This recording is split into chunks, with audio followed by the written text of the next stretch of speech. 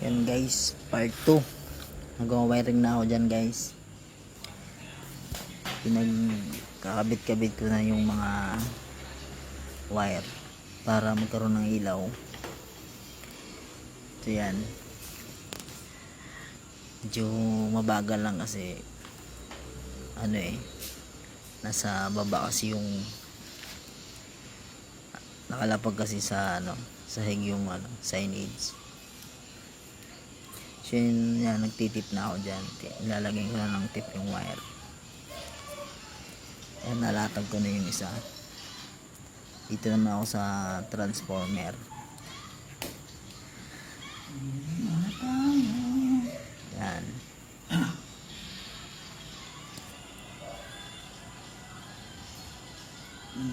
Guys.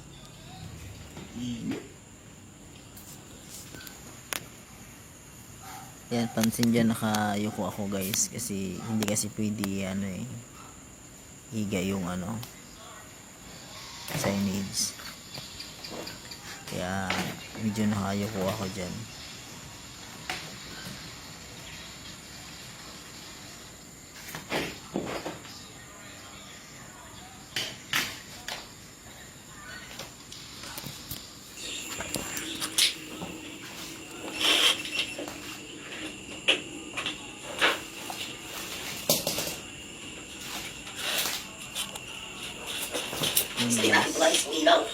Kailangan na namin. Ayan, umilaw na. Ayos.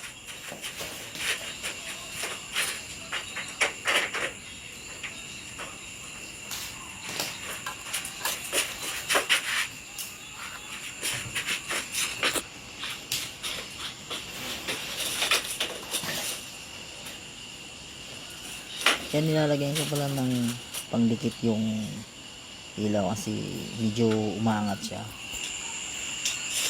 Nilalagyan ko ng super glue para hindi siya umangat.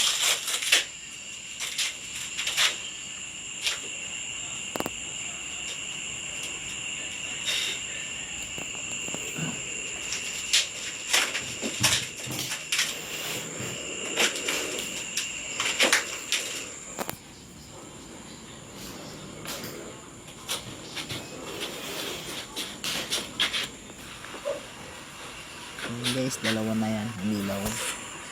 Sabay na siya umilaw. Ilaw din. Pwede na mag wiring.